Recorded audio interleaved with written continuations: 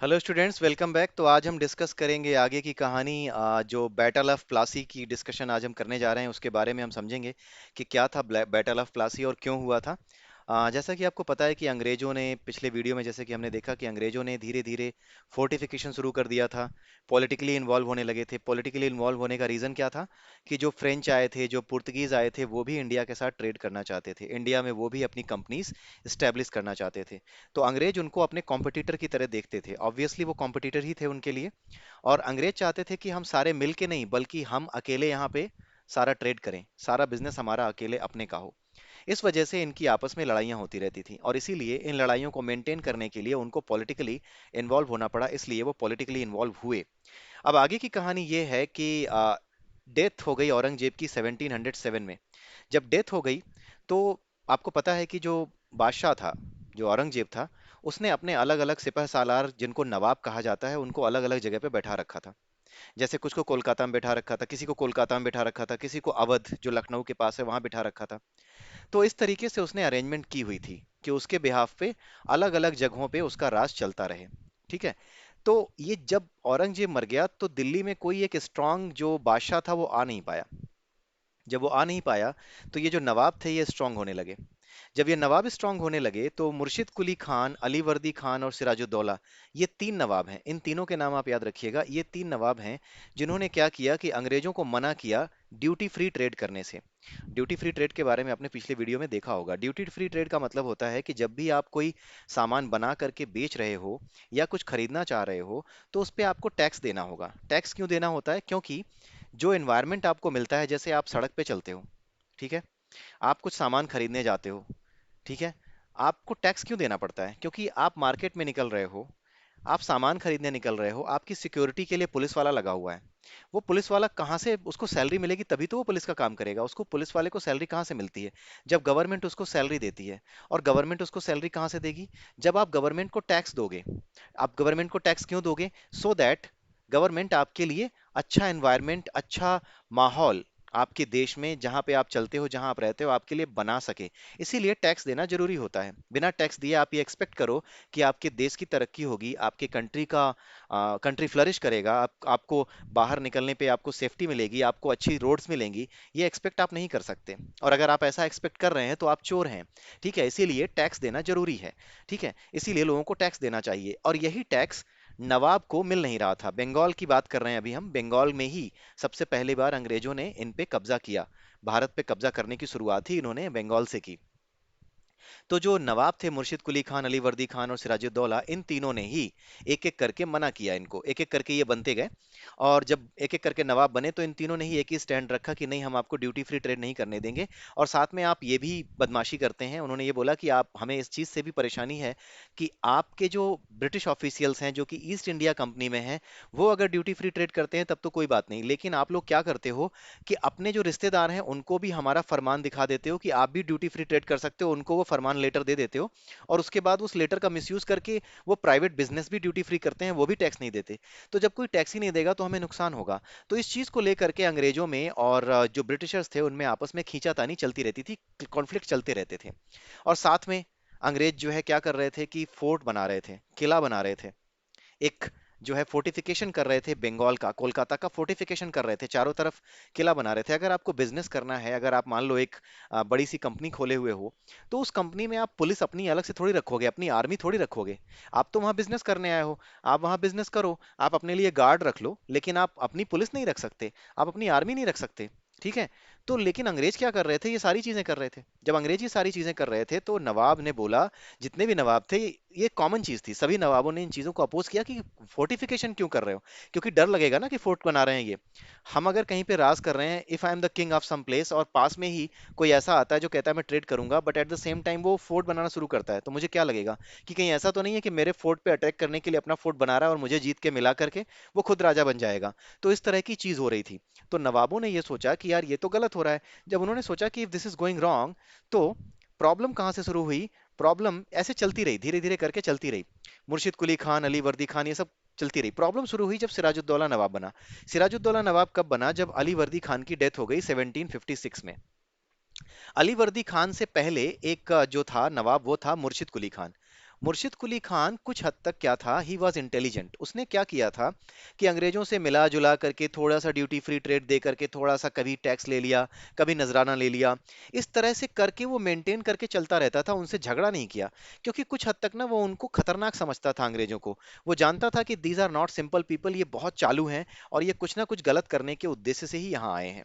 तो इस वजह से वो बहुत ज्यादा उनको छेड़ता नहीं था। उसका एक स्टेटमेंट भी है जो आपकी बुक में नहीं है। वो स्टेटमेंट मैं आपको बता देता हूँ। उसने क्या कहा था कि ये जो अंग्रेज हैं या जो ईस्ट इंडिया कंपनी है, ये क्या है, ये मधुमक्खी का एक छत्ता है। अगर इनसे इनके साथ प्यार से रहोगे तो ये क्या देंगे, शहद देंगे। अदरवाइज ये काट काट करके बर्बाद कर देंगे।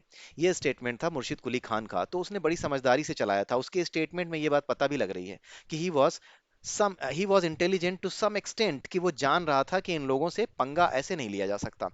लेकिन उसकी डेथ हुई, फिर अली वर्दी खान बना। फिर अली वर्दी खान की भी वही कहानी चलती रही। थोड़े बहुत कन्फ्रंटेशन, थोड़े बहुत कॉन्फ्लिक्ट के साथ, सीधी वॉर नहीं हुई, लेकिन थोड़ी बहुत बातचीत। और अंग्रेज जो है कई बार उनकी इंसल्ट करने वाले लेटर लिख देते थे। इस तरह की चीजें होती रही। कई बार ये अंग्रेजों को इंसल्ट कर देते थे। कई बार उनसे ड्यूटी फ्री ट्रेड अगर कर लिया तो उनसे कहते थे कि नहीं, इसका जो है टैक्स दो। इस तरह की चीजें चलती रहती थी, बट कभी डायरेक्ट वॉर नहीं हुई। प्रॉब्लम शुरू हुई जब सिराजुद्दौला नवाब बना। इसने क्या किया कि जब ये बना तो इसने थोड़ा सा और स्ट्रॉन्ग वे में इस बात को सामने रखा। ये थोड़ा बोल्ड था, ज्यादा बोल्ड था। ये डिसीजन ऐसे ले लेता था जिसको कहते हैं कि हाँ, धृष्टता कर देना, या फिर डिसीजन ले लेना, एक्शन ले लेना, इस तरह एक फटाफट एक्शन ले लेना। ठीक है, और वो भी बड़ा एक्शन ले लेना, इस तरह के काम करने के लिए जाना जाता था। इस वजह से क्या हुआ कि ब्रिटिशर्स को डर लगा। उनको लगा कि यार ये थोड़ा चालू है। उन्होंने क्या कहा, उन्होंने कहा कि यार सिराजुद्दौला का होना ठीक नहीं है। इसकी जगह पर एक कोई पपेट रूलर होना चाहिए, पपेट नवाब होना चाहिए जो हमारी बात माने। नवाब बना रहे बट हमारी बात माने और हमारे मन की इच्छाएं पूरी करे। तो इसके लिए अंग्रेजों ने क्या किया कि सिराजुद्दौला के जो कमांडर्स थे उनसे बात करनी शुरू की, उनसे रिलेशंस बनाने शुरू किए, उनके घर आना जाना होने लगा, खाना पीना होने लगा। तो सिराजुद्दौला को लगा कि देयर इज समथिंग रॉन्ग। कहीं ना कहीं मेरे लोगों को अपनी तरफ मिलाने का, या मेरी जो थ्रोन है, जहां मैं बैठा हूं, जहां मैं राजा बना हूं, मेरी जो किंगशिप है, मेरी जो बादशाहत है, उसको चैलेंज किया जा रहा है। कुछ ना कुछ पीछे से चल रहा है कि कहीं ऐसा ना हो कि इनको मिला करके मुझे हटा दिया जाए। इस वजह से ये एंग्री हो गया, सिराजुद्दौला एंग्री हो गया। उसने मना किया कि पहले तो आप दो काम करिए, एक तो आप फोर्ट मत बनाइए, और दूसरा ये कि हमारे जो पॉलिटिकल अफेयर्स हैं उसमें आप इंटरवीन मत कीजिए। हमारे जो सिपह सालार हैं, हमारे जो कमांडर्स हैं, इनसे आप अकेले में क्यों मिल रहे हैं, क्या वजह है। तो इन चीजों को लेकर के उसने अपोज किया, लेकिन अंग्रेज नहीं माने। जब अंग्रेज नहीं माने तो नवाब को गुस्सा आया, सिराजुद्दौला को गुस्सा आया। उसने क्या किया, कोलकाता में एक मार्केट है जिसका नाम है कासिम बाजार। छुट्टी का दिन था उस दिन, और उस दिन क्या हुआ कि अंग्रेज वहां पे सामान खरीदने आए थे, उनकी बीवी बच्चे सब आए थे। नवाब ने क्या किया, 30,000 सोल्जर्स लेके गया, 30,000 सोल्जर्स लेकर के गया। उसने क्या किया कि सबको पकड़ा, और पकड़ करके उसने क्या किया, सभी को एक छोटी सी कोठरी में, जो वेयर हाउस था, वेयर हाउस जहां सामान रखा जाता है, जो सामान आपने बनाया बेचने के लिए, उसको बेचने से पहले आप वहां रखते हो, आप बनाने वाले हो, आप वेयर हाउस में रखोगे, उसके बाद आप बांटोगे, और रिटेलर्स फिर इसको बेचेंगे। जो दुकान पे आप सामान खरीदते हो, दुकान वाला नहीं बनाता। ये कोई ऐसा व्यक्ति होता है जो कि, जैसे बिस्कुट है, बिस्कुट अगर मैं बना रहा हूं तो मैं खुद नहीं बेचूंगा, मैं सिर्फ बिस्कुट उनको दे दूंगा जो बिस्कुट बेचेंगे, जिनकी अपनी दुकानें हैं। तो जब मैं बनाऊंगा तो उनको किसी जगह इकट्ठा करके रखूंगा। तो इसके लिए मुझे एक वेयर हाउस चाहिए होगा। तो ऐसा ही एक वेयर हाउस था, कासिम बाजार से सबको उठाया, और उस वेयर हाउस में उसने डाल दिया जितने भी अंग्रेज थे उन सबको। बहुत छोटी जगह थी और जरा सी जगह में बहुत ढेर सारे लोग उसने भर दिए, और ऊपर से कर दिया ढक्कन बंद। तो ऐसा करने से क्या हुआ, वो ऐसा वेयर हाउस था कि जहां पे हार्डली उसमें एयर जा सकती थी, हार्डली उसमें लाइट जा सकती थी। इस वजह से कई लोग रात भर जब बंद रहे तो सुबह मरे हुए मिले, बहुत लोग मर गए। एक आध जो बच गए, उन लोगों ने क्या किया, जा करके क्लाइव को बता दिया। क्लाइव को बताने के बाद क्या हुआ, ये हम आपको बताने से पहले ये बताना चाहेंगे कि ये जो ट्रेजिडी है, ये जो चीज हुई अंग्रेजों के साथ, कि उनको बंद कर दिया, मार दिया गया, इसी ट्रेजिडी को ब्लैक होल ट्रेजिडी कहते हैं इंग्लिश में। ठीक है, हिंदी में कहते हैं काल कोठरी त्रासदी। ठीक है। तो ये जो चीज है ये भी आपकी बुक में नहीं है, बट हाँ, for general knowledge you can keep this in your mind, और you can keep this noted. ठीक है, जानने में बुराई नहीं है। So you can keep this noted. So जब ये खबर सुनी, किसने, क्लाइव ने, तो क्लाइव ने क्या किया, वो मद्रास में था उस समय। मद्रास से एक बड़ी सी आर्मी लेकर के रॉबर्ट क्लाइव बंगाल पहुंचता है। बंगाल पहुंचने के बाद वो क्या करता है कि नवाब का, यानी सिराजुद्दौला का एक कमांडर था जिसका नाम था मीर जाफर। मीर जाफर को उसने अपनी तरफ मिलाया, और उससे ये कहा कि तुम एक काम करो, मैं बंगाल पे अटैक करूंगा, यानी नवाब सिराजुद्दौला पे अटैक करूंगा। तुम कमांडर हो, तुम्हारे पास एक बड़ी सी आर्मी की टुकड़ी होगी, एक छोटा सा, मतलब कई कमांडर होते हैं, उनमें से एक कमांडर के पास कुछ, हर एक कमांडर को कुछ पैदल सैनिक दे दिए जाते हैं, कैवलरी दे दी जाती है। तो वो तुम्हारे पास होंगे, लेकिन तुम एक काम करना, सबसे बड़ी टुकड़ी तुम्हारी है। तुम एक काम करना कि जब मैं अटैक करूंगा तो तुम मुझसे लड़ने मत आना।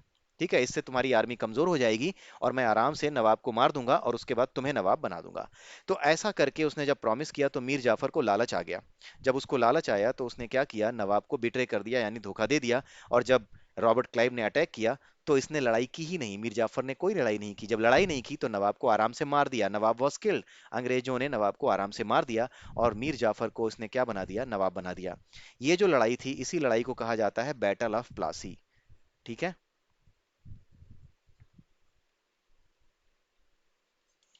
ये याद रखिएगा, बैटल ऑफ प्लासी ये कब हुई थी, ये सन भी याद रखिएगा, इट हैपेंड इन 1757। प्लासी का बैटल 1757 में हुआ। ठीक है। अब इसके बाद मीर जाफर जो है बंगाल का नवाब बन गया। तो अंग्रेजों को अपना पपेट मिल गया, उन्हें लगा कि अब मीर जाफर हमारे हिसाब से काम करेगा, लेकिन अल्टीमेटली वो नवाब है, उसको सारी व्यवस्थाएं करनी है, तो उसको टैक्स तो चाहिए। टैक्स का पर्पस मैंने आपको बता दिया, तो टैक्स क्यों चाहिए भाई? अगर आपको डेवलपमेंट करना है, अपने कंट्री को चलाना है, या अपना एरिया जहां पे आप रूल कर रहे हो उसे चलाना है, देन यू नीड टैक्स। कैसे डेवलप करोगे उसे, अपने खर्चे कैसे चलाओगे, अपने जो सैनिक हैं उनको खर्चे कैसे दोगे, उनकी सैलरी कैसे दोगे? तो ये सारी चीजें की नहीं जा सकती थी बिना टैक्स के। तो टैक्स फ्री ट्रेड जब अंग्रेज अभी भी जारी रखे हुए थे, अभी भी वो चालू रखे हुए थे। इस वजह से क्या हो रहा था कि अंग्रेजों से ये नवाब यानी जो मीर जाफर था, ये भी थोड़ा सा नाराज सा होने लगा। जब नाराज सा होने लगा, जब उसने अपोज किया, तो अंग्रेजों ने कहा कि यार ये भी ठीक सा नहीं लग रहा है, ये भी ऐसा तो नहीं है कि हमें धोखा दे रहा है। तो उन्होंने क्या किया अंग्रेजों ने कि मीर कासिम को अपनी ओर मिलाया। मीर कासिम जो है वो मीर जाफर का दामाद था। तो मीर कासिम को अपनी ओर मिलाया और उसे नवाब बना दिया। ठीक है, जाफर को हटाया, कासिम को बना दिया। आप सोचिए रिश्तेदारों में ही क्या चल रहा है, इस तरह से बिट्रेयल चल रही है, रिश्तेदार ही था ये। ठीक है, जब मीर कासिम को बना दिया तो मीर कासिम की भी वही समस्या आई, भाई आप कैसे चलाओगे बिना टैक्स के? ये बनने के लिए तो बन गए, पता तो होता था कि बिना टैक्स के चलेगा नहीं, तो इसने भी वही काम किया, अपोज किया। जब इसने अपोज किया तो अपोज करने के बाद एक वॉर और हुई, उस वॉर को कहा जाता है बैटल ऑफ बक्सर। इसका भी टाइम आप नोट कर लीजिए, दिस इज वेरी इंपॉर्टेंट। ये हुई 1764 में। जब 1764 में बैटल हुई, तो इस बैटल में अंग्रेजों ने सही में, सच्चे अर्थों में अपनी पावर दिखाई। दे शोन देयर पावर, क्योंकि पहली जो वॉर थी जिसमें कि अंग्रेजों ने मीर जाफर उसको हराया था, सिराजुद्दौला को, उसमें उसने क्या किया था, बिट्रेयल किया था मीर जाफर ने। यानी थोड़ा सा ट्रिक या फिर एक छल कपट से, चाल चालाकी चल के अंग्रेजों ने वो वॉर जीती थी, जो सिराजुद्दौला से जीती थी। जो कौन सी वॉर थी, प्लासी की वॉर थी। तो प्लासी की वॉर जीत गए, लेकिन इतनी बड़ी जीत नहीं थी वो, बिकॉज वहां पे धोखा करके जीते थे, अपनी लड़ाई से, अपनी पावर से नहीं जीते थे। लेकिन जब ये बैटल ऑफ बक्सर हुआ ना, ये सबसे ऐसी वॉर हो गई जिसमें अंग्रेजों ने मीर कासिम को जब हराया, तो पूरे देश को पता लग गया कि यार ये कोई स्ट्रांग सेना है, ये आसानी से हारने वाली सेना नहीं है। ये अंग्रेज कोई सिंपल लोग नहीं है, ये बड़े स्ट्रांग हैं, नॉट ओनली पॉलिटिकली बट इनके पास अच्छे हथियार हैं, and they are very strategic. ये समझ गए वो लोग, जो इंडिया में रहने वाले लोग थे। ऐसा क्या हुआ था बैटल ऑफ बक्सर में, आपकी बुक में नहीं मिलेगा, but just for your information मैं आपको बता रहा हूँ।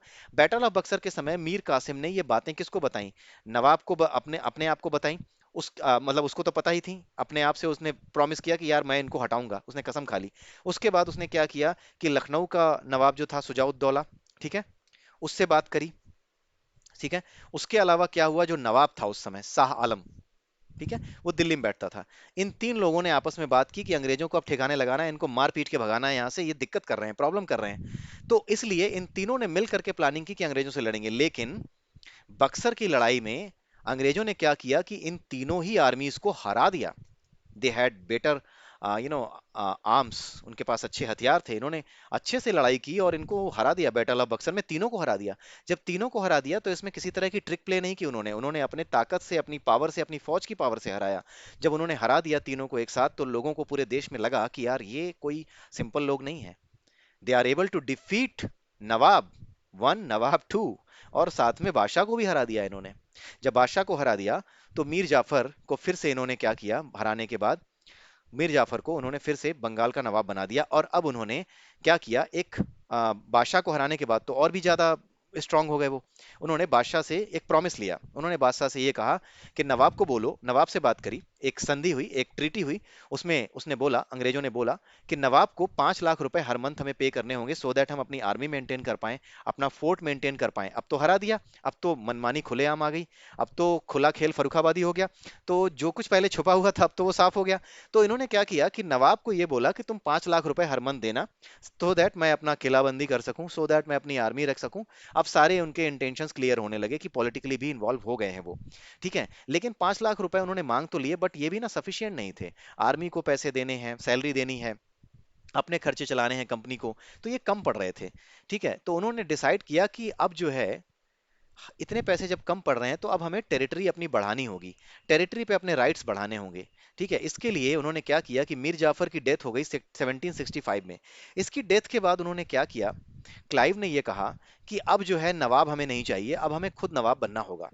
जब उन्हें खुद नवाब बनना होगा तो उन्होंने क्या किया कि वो गए किसके पास, बादशाह के पास जो दिल्ली में बैठता था। और उससे क्या लिया, दीवानी राइट्स ले लिए। दीवानी राइट्स का मतलब समझते हैं, दीवानी राइट्स का मतलब होता है टैक्स कलेक्ट करने का राइट। आपसे मैं टैक्स कलेक्ट कर सकता हूं, ये मेरा दीवानी राइट है।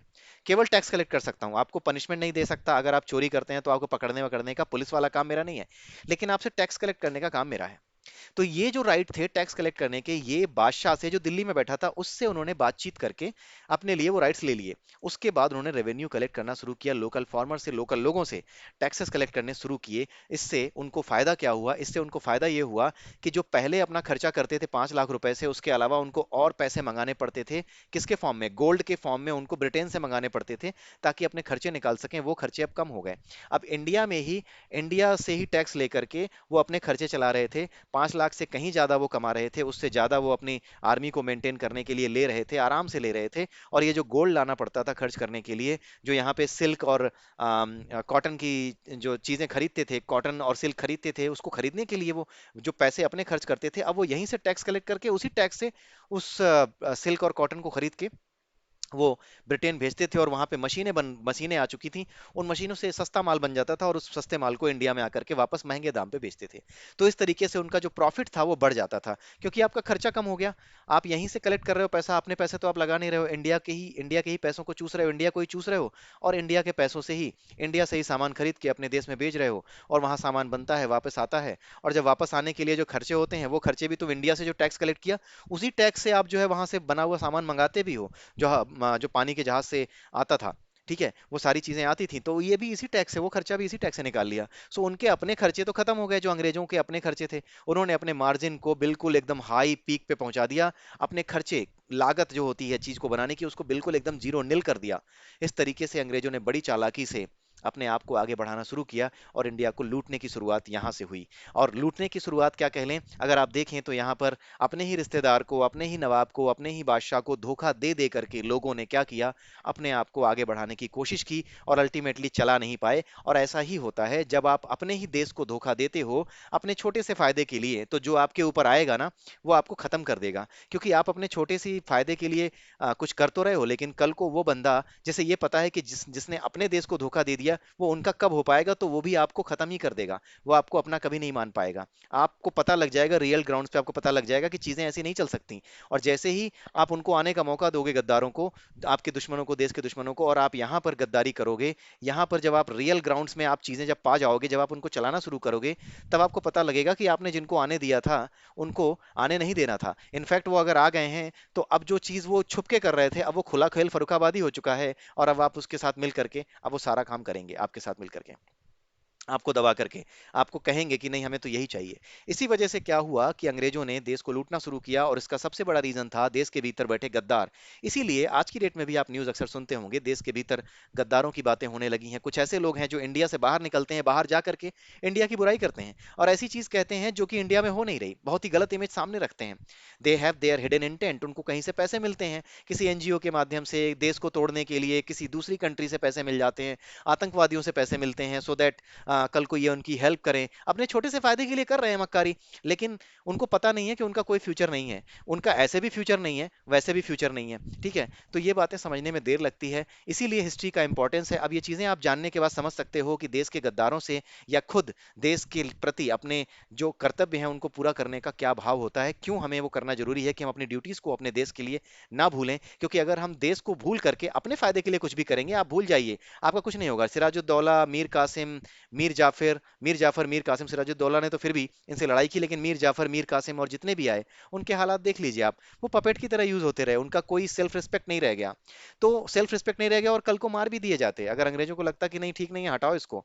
क्योंकि रियल ग्राउंड्स पे चीजें अलग होती हैं। आपको लगा कि हाँ इनको अपने दोस्त बना लिया, बट वो जो दोस्त बन के आया है ना, अगर आप चाहेंगे कि उसके हिसाब से ना चल के थोड़ा सा अपनी मर्जी से चलें, तो आप गुलाम बन चुके हैं। आप किसी को दोस्त बना करके, जो आपके देश का दुश्मन है, उसको दोस्त बना करके आप गुलाम नहीं बनेंगे, ये भूल जाइए, आप भी गुलाम बनेंगे, आपको भी गुलामी झेलनी पड़ेगी। इसीलिए हमारे देश में आजकल जो भटके हुए नौजवान हैं, जो अक्सर भारत तेरे टुकड़े होंगे के नारे लगाते हैं, they want to split India, उन गधों को ये समझने की जरूरत है कि वो बहुत बड़े गधे हैं। इस वजह से उनको समझना चाहिए कि कल को उनका भी नाश हो जाएगा, सबसे पहले उनका ही सत्यानाश होगा अगर देश के दुश्मनों को अगर आपने देश में घुसने दिया तो। ठीक है, तो इसी के साथ ये वीडियो मैं यही समाप्त करता हूँ। There was a learning in this history lesson, और इस लर्निंग का आप यूज करिए अपने प्रैक्टिकल जीवन में, प्रैक्टिकल लाइफ में। आज की जो लाइफ है उसमें आप मिला करके देखिए कि क्या चीज है हिस्ट्री और हिस्ट्री का इंपॉर्टेंस क्या है। महाभारत नाम का एक सीरियल आता था, उसमें लास्ट में जब महाभारत खत्म होता तो उसमें एक लाइन आती थी, सीख हम बीते युगों से नए युग का करें स्वागत। यानी हम पिछले बीते हुए समय से सीखें और उससे सीखने के बाद एक नए बेटर एरा की शुरुआत करें। ठीक है, इसीलिए इतिहास का महत्व है, वो उस लाइन में पूरा का पूरा महत्व बी आर चोपड़ा जी ने बता दिया था महाभारत सीरियल में। तो इसी के साथ अब मैं अपनी बकबक बंद करता हूं, अगले वीडियो में फिर मिलेंगे। तब तक के लिए have a nice day and bye bye, and please don't forget to subscribe my channel and like this video and please share this video. Thank you.